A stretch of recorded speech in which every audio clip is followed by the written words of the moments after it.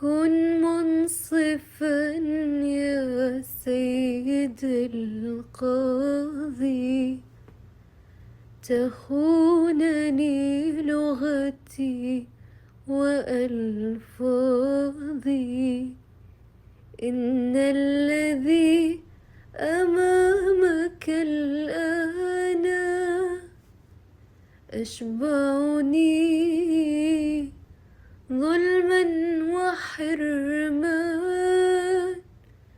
أنا حالة فعلا لها يرثى،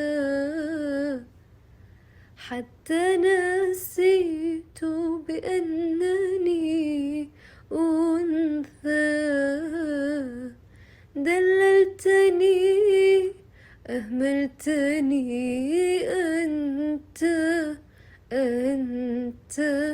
أنت عذابي، أنت همومي.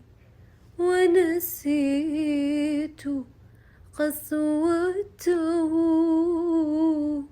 وقلت له حبيبي دع الماضي وقبلني، قبلني بين ذراعيك.